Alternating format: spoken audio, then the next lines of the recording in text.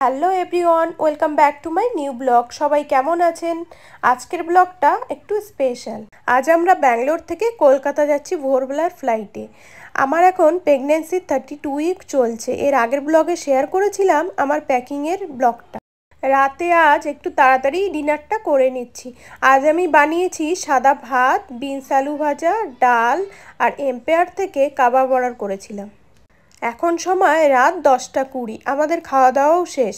কাল রাতেই আমরা প্যাকিং শেষ করেছি, তাই এখন কিছুক্ষণ আমরা রেস্ট নিয়ে নেব।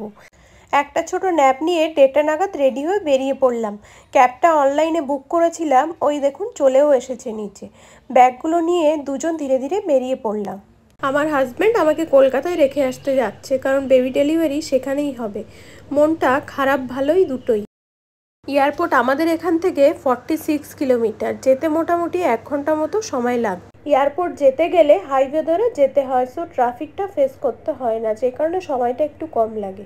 আমি যেহেতু প্রেগনেন্ট, যে কারণে আমি ডাক্তারের থেকে ফিট টু ফ্লাই সার্টিফিকেট নিয়ে এসেছি।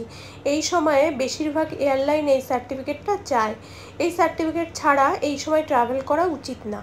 ফিট টু ফ্লাই এর নিয়মগুলি হলো, আপনার প্রেগনেন্সি কমপ্লিকেশন মুক্ত হতে হবে, রক্তচাপ স্বাভাবিক হতে হবে আর ডাক্তারের অনুমতি লাগবে। 36 উইক পর্যন্ত ফ্লাইটে অ্যালাউ করে, কিন্তু ফ্লাইট টু ফ্লাইট ভ্যারিও করে।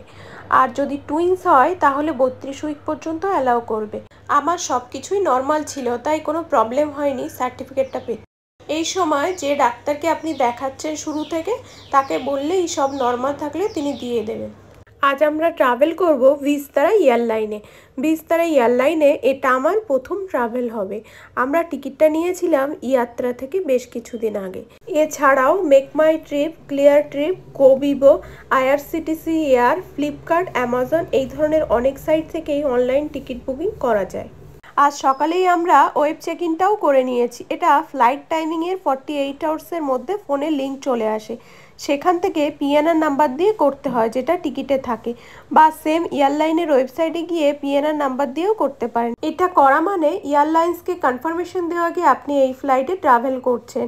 আর এই সময় নিজের সিটও সিলেক্ট করা যায়। যদি আপনার উইন্ডো সিট চাই তাহলে এই টাইমে এক্সট্রা কিছু টাকা পে করে নিতে পারেন। মিলও অ্যাড করতে পারবেন। অনেক সময় মিল ইনক্লুডেড থাকে, অনেক সময় থাকে না। আমাদের আজকের ফ্লাইটে মিল ইনক্লুডেড আছে, সো আলাদা করে করার দরকার পড়েনি। ওয়েব চেক ইন করার পর বোর্ডিং পাসটা মেলেই চলে আসে। এটাকে বলে ই বোর্ডিং পাস। এটা চাইলে প্রিন্ট আউট করে নেওয়া যায়। তাছাড়া এটা ফোনের সাহায্যে ওখানে সব কাজই করা যায়। আর নিজের আধার কার্ডটাও ক্যারি করতে হয় আইডেন্টি ভেরিফিকেশনের জন্য। এই বোর্ডিং পাসেই ট্রাভেল করার যাবতীয় ইনফরমেশন থাকে। কোন টার্মিনাল থেকে ফ্লাইটটা টেক অফ করবে, সিট নাম্বার, আপনি কোন ক্লাসের সিটে ট্রাভেল করছেন, আর বোর্ডিং টাইম। আজ আমাদের কলকাতা যাওয়ার ফ্লাইটটা ব্যাঙ্গালোর এয়ারপোর্ট টার্মিনাল 2 থেকে ছাড়বে। টার্মিনাল 2 থেকে টার্মিনাল 1-এর দূরত্ব মাত্র 1 কিলোমিটার। ব্যাঙ্গালোর এয়ারপোর্টের পুরো নাম হলো কেম্পেগৌড়া ইন্টারন্যাশনাল এয়ারপোর্ট, বেঙ্গালুরু। ওই দেখুন এয়ারপোর্টটা দেখা যাচ্ছে। ভোর 2:30 নাগাদ আমরা পৌঁছে গেছি ব্যাঙ্গালোর এয়ারপোর্ট টার্মিনাল 2-এ। আমরা বেশ অনেকটাই আগে পৌঁছে গেছি। ফ্লাইট ছাড়বে 5:50। ক্যাব ভাড়া 1100 টাকা হয়েছে। সাধারণত 1000 টাকার কাছাকাছি ক্যাব ভাড়া পড়ে প্রতিবারই।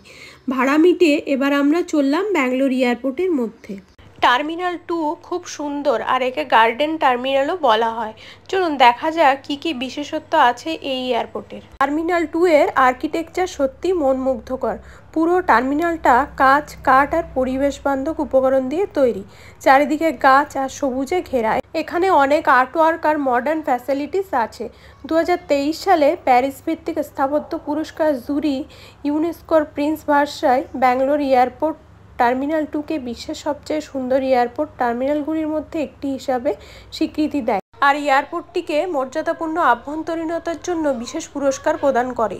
টার্মিনাল 2-এ প্রবেশ করার সাথে সাথে একটা পরিষ্কার আর সুসংগঠিত চেক ইন জোন আছে, যেটা অনেকটাই বড় আর একটা আরামদায়ক পরিবেশ দেয়।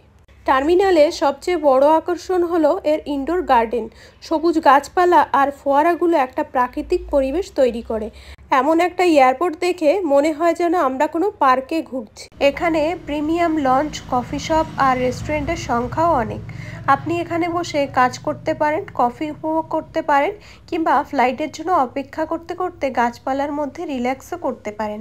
আমরা এয়ারপোর্টে এসে একটা ট্রলি নিয়ে জিনিসগুলো ট্রলির উপর রেখে এন্ট্রেন্স গেটের সামনে চলে গেলাম।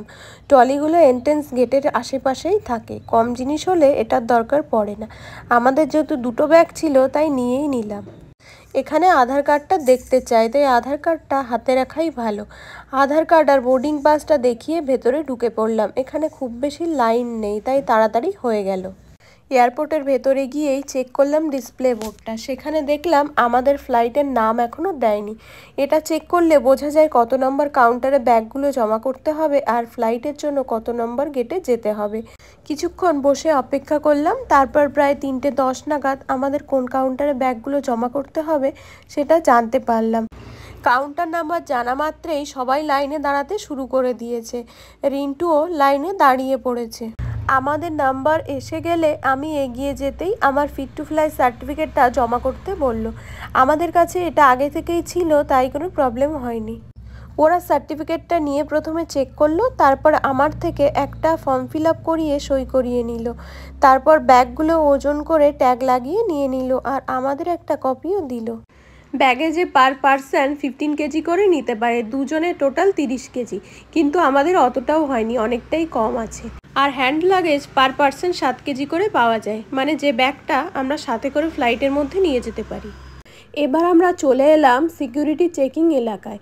এখানে প্রথম হ্যান্ডব্যাগ স্ক্যানিং হবে। দুটো ট্রে নিয়ে আমাদের ব্যাগ দুটো রেখে দিলাম আর সাথে মোবাইল, চার্জার, পাওয়ার ব্যাংক, ঘড়ি আলাদা করে ট্রের মধ্যে রাখলাম। এই জাতীয় জিনিসপত্র থাকলে এয়ারপোর্টের ট্রেতে আলাদা করে রাখার নিয়ম। তারপর আমাদেরকে মেটাল ডিটেক্টর দিয়ে চেক করা হলো। এখানে মেল ফিমেল দুটো আলাদা লাইন দিতে হয়, তারপর চেকিং হয়। স্ক্যানিংয়ে ব্যাগের মধ্যে কোনো সন্দেহজনক জিনিস ডিটেক্ট হলে আবার ব্যাগ খুলে ওনারা চেক করেন। চেকিং শেষ হলে ব্যাগগুলো কালেক্ট করলাম। সাধারণত এয়ারপোর্টে অ্যালাউ করে না ছুরি, ব্লেড, কাঁচির মতো ধারালো বা ধারযুক্ত জিনিসপত্র, আগ্নেয়াস্ত্র, বিস্ফোরক আর দাহ্য পদার্থ, এছাড়াও 100 মিলিলিটারের বেশি তরল জাতীয় কোনো জিনিস। ফ্লাইট টাইমিংয়ের এখনও অনেকটাই বাকি, যে কারণে আমরা এয়ারপোর্টটা একটু ঘুরে দেখছি। ব্যাঙ্গালোর এয়ারপোর্টের টার্মিনাল 2 সত্যি অভিজ্ঞতার মতো। আপনারা এখানে আসলে অবশ্যই গার্ডেন আর লঞ্চগুলি এক্সপ্লোর করবেন। পুরো টার্মিনাল জুড়ে একটা ফিউচারিস্টিক ভিউ আছে। অনেকটাই হাঁটা হয়ে গেছে, সো কিছুক্ষণ বসে নেওয়া যায়। স্টারবাকস থেকে দুটো কফি আর একটা পাফ টাইপ নিলাম। খেতে খেতে গল্প করতে করতে কিছুটা টাইম কাটানো যাবে। আমি এখান থেকে এই প্রথম কিছু খাচ্ছি, বাট এতটা দাম হয় জানতাম না। কফিগুলো নিয়েছে 436 করে প্লাস জিএসটি। টোটাল আমাদের আজকের বিল হয়েছিল 1235 টাকা। যাই হোক, বেশ ইউনিক একটা জিনিস দেখলাম এখানে। কফির যে কাপগুলো দিয়েছে, কাপগুলোতে আমাদের দুজনের নামও লেখা আছে। এমনটা অন্য কোথাও দেখিনি। খাওয়া শেষ করে কিছুক্ষণ বসবার পর আমরা এখন বোর্ডিং গেটের দিকে যাচ্ছি। গেট নাম্বারটা বোর্ডিং পাসেই লেখা থাকে। এয়ারপোর্টে ইন করা থেকে ফ্লাইট অবধি বেশ অনেকটাই হাঁটা পথ। বয়স্ক মানুষের ক্ষেত্রে অনেকেরই অসুবিধা হতে পারে, যে কারণে দেখছিলাম কেউ কেউ আবার এক ধরনের ছোট ছোট গাড়িতে করে যাচ্ছে।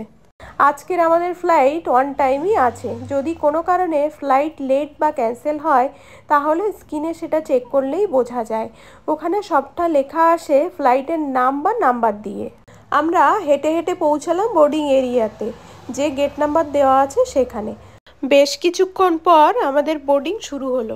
এই সময় এয়ারলাইন্সের কর্মীরা সবাইকে একটা জোন অনুযায়ী দাঁড়াতে বলেন। বোর্ডিং পাসে গেট নাম্বারের পাশে জোনটাও দেয়া থাকে। এটা সুবিধা হলো ফ্লাইটের মধ্যে এক একটা জোনের লোককে এনারা চেক করে আগে পাঠান। এই যেমন আগে ফ্লাইটের পেছনের দিকের লোকগুলোকে আগে, তারপর ধীরে ধীরে সামনের দিকের লোকগুলোকে। আমাদের লাইন এলে এয়ারলাইন্সের কর্মীরা বোর্ডিং পাস চেক করে গেট দিয়ে ভেতরে পাঠালেন। আবার কিছুটা রাস্তা হেঁটে হেঁটে আমরা পৌঁছালাম ফ্লাইটের কাছে। অনেক সময় এটা দূরে হলে গেট থেকে ফ্লাইট পর্যন্ত এয়ারপোর্টের একটা বাস প্রোভাইড করে, সে বাসে করেই যেতে হয়। ফ্লাইটে ওঠার ঠিক আগের মুহূর্তে ফ্লাইটের গেটের কাছে আরেকবার বোর্ডিং পাসটা চেক হলো।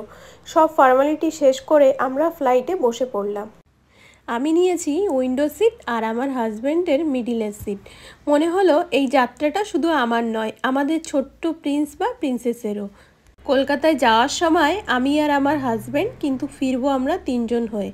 মনের মধ্যে একটু টেনশনও হচ্ছিল ফ্লাইটে উঠবার সময়, কিন্তু আশা করছি সব ভালোই হবে। বিস্তারা এয়ারলাইন্সের সিট ব্যাগে কী কী দিয়েছে একবার দেখে নিচ্ছি।